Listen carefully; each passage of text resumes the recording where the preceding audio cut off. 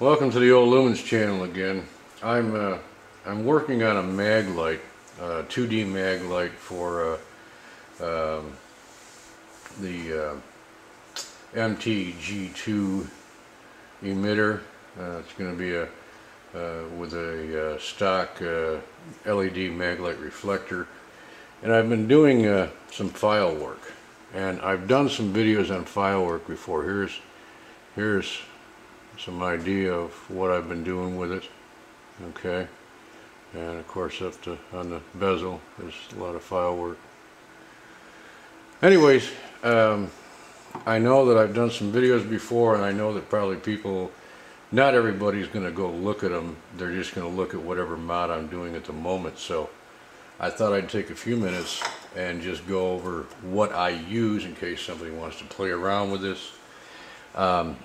I do this by hand. I do it with files and sandpaper, and I have in front of me how I would work on it.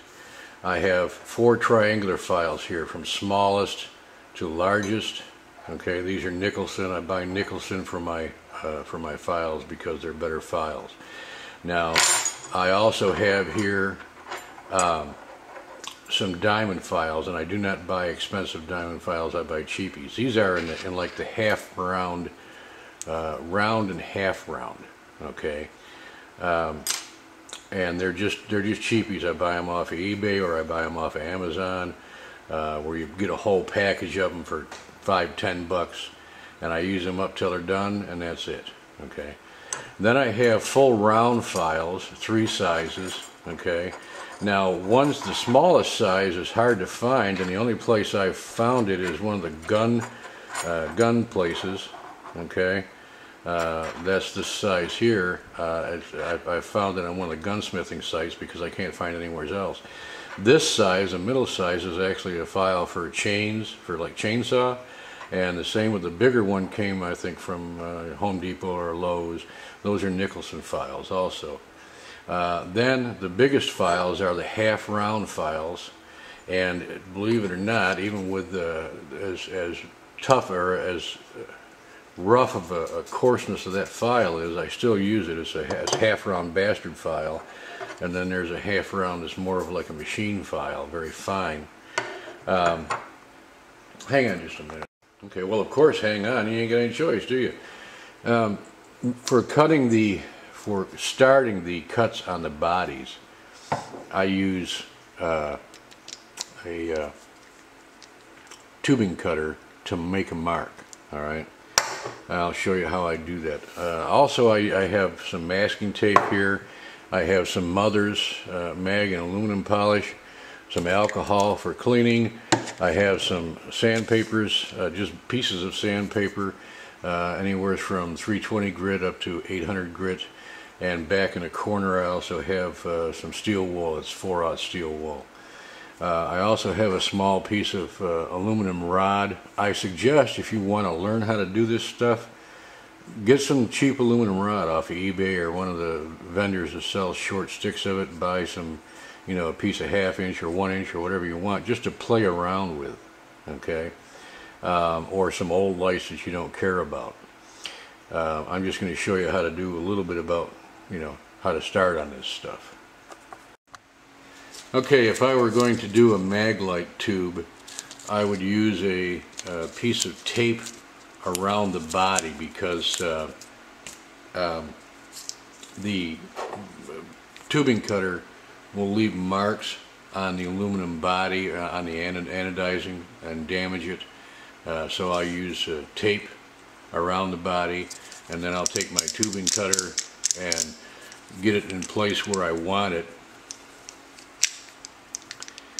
and then just what I want to do is just make a starter, because I'm going to use that finest triangular file to start with. So I'll do a starter cut, and I don't cut necessarily really deep, but I'll just go around, and in this solid aluminum I'm probably going to go a little deeper, but I'll just go around 3 or 4 times and tighten, just so I leave a good mark, and then I'll take and remove my tape off of there. Hang on a second.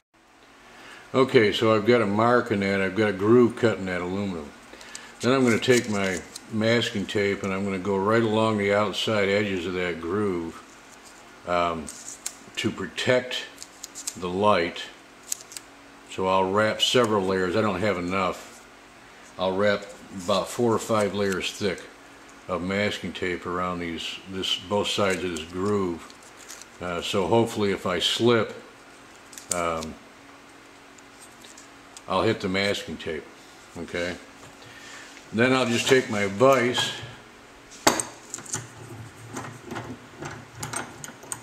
and I'll open my vise up and get it to where I can rotate the piece in the vise. Let me see if I can get a little closer here. Alright, so I'm gonna take and this vise has leather glued on the jaws. I just use contact cement, that way I can take them off when they wear out. And I'm going to get my file in that groove, okay, and I'm going to work it. Alright, I'm going to work the file in that groove and I'm going to move around and work it all the way around. Okay, all the way around. So I'll do that while and then I'll come back. Okay, now it's very easy to slip with a file. That's why you want to practice on something until you get good at it. Okay. Now to give you a couple of tips is, I don't do real long strokes. I try to do shorter ones where I have more control. I usually keep a finger on top, and if I'm really concerned about it, I may put a finger on the side to help guide me when I'm first starting. Okay. I also never go past. I always just go on the up. I don't work my way around because you're more liable to slip on the downstroke than you are on the upstroke. You have to learn to keep your whole arm just straight. You don't want to be wobbling.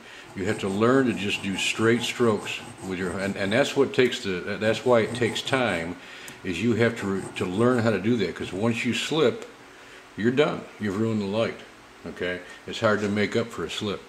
So those are about the best things I can tell you, is to use shorter strokes and to make sure you're perfectly straight. Try to keep a finger on top of that to put some pressure on it so it can't jump out on you, and don't go over top. Okay? And just work it around. See, I'm just working around with it while I'm rotating with my other hand, and I'm keeping it down in the jaws, and it becomes pretty simple after a while. Okay? Now, if I wanted to do if I was going to make some large grooves, then I could take a bigger file and I can work again all the way around, same method. Okay, I'm still using my finger to hold it. I'm still going this way with it and working around. I'm not going over top. Okay, and just work my way all the way around that way. All right. Then you start with the round files. And I start with the smallest one, and this is where it gets the trickiest, because that groove that you cut is not memory card full, and I don't know exactly where I ended, so I'm just going to, I think I already talked about the triangular file. So I'm starting with a round file, and what I was saying was that you can slip very easily when you start from the triangular to the round file. So make your file work just very short strokes to start with, to try to stay in that groove. And as I said, just try not to slip out, because then you're going to ruin it. But short strokes to start with, and you can see that you're widening the groove from what it is with a V file to the round file. And I'm not worried about it being perfect yet. I'm just trying to work around and work all the way around that. Okay. And the first time around, you know, I don't move the piece too much. Now you see, I said short strokes, and here I am doing longer ones. It's because I've been doing this for a couple of years. Okay, 3 or 4 years, 4 or 5 years. So I've learned my limitations, and I can do more than I used to be able to begin with. I ruined a lot of lights to begin with until I learned to use the several layers of tape and learned to use just short strokes when I started. Okay. Alright, so you get the basics of it. Now, then you just take and you go with larger files and you work again with larger files. Okay? And you just keep doing it until you get what you want. Now, you notice, and I don't know if you can see, but there's the cut that's made from the pipe cutter. And you have to get quite deep to get rid of that cut line. That depends on how many times you go around with that pipe cutter. The less times you go around and the less you press with that pipe cutter, the shallower you will be, and it won't take as much to get rid of that cut mark on the pipe cutter. Okay? If you go too deep, you can get to the point where you can basically cut right through the tube, so you don't want it to be very deep. Alright? That's the basics of how you do a line, or I mean cutting a groove.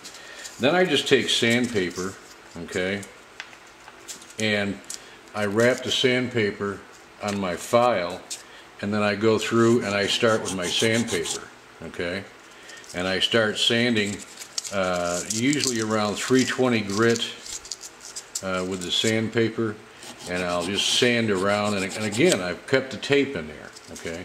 Then, you know, I just go with like here's I think 400, 600, 800, and go through and continue on and smoothing and all the way around. All right. When I get down to the end, then I can take some steel wool and rub steel wool in it to help polish it up some more, and then I hit it with the mag and aluminum polish and a rag and just go through and groove the same way. How much you want to smooth it is up to you. I do a lot of work on the final sanding and polishing to try to get them as shiny and smooth as I can. That's all entirely up to you. You can leave them rough. You can leave them brush look if you want. So now I'm going to switch to a couple other files here and do something a little bit different. Okay, when I do the cuts like on the top of the bezel, I start out the same way. I start with a small triangular file and go across the top of the bezel, and then I take the small round file and get it opened up a little bit, okay.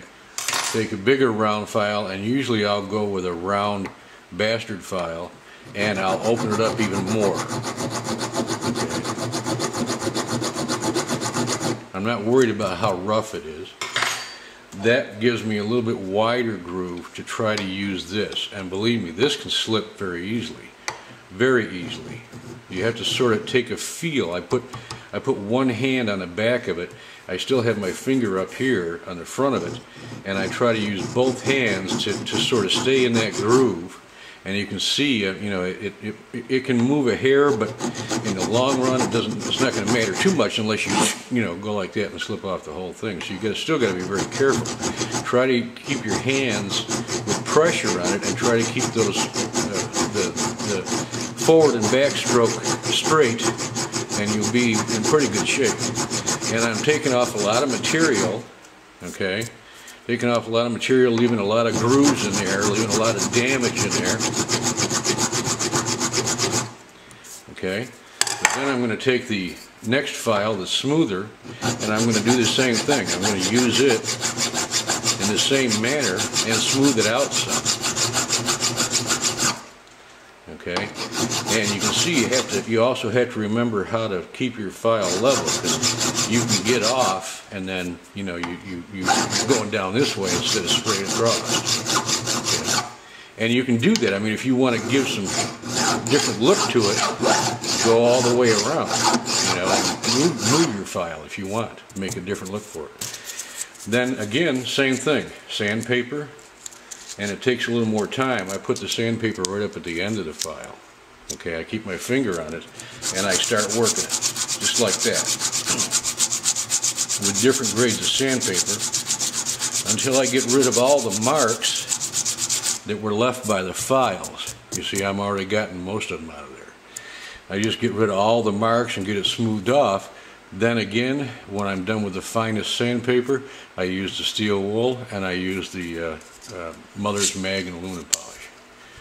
So that's just to give you an idea of what I go through.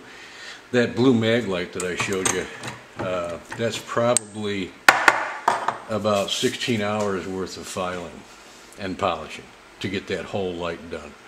Just to give you an idea, it's very time consuming, but it's also very enjoyable too, the finished product.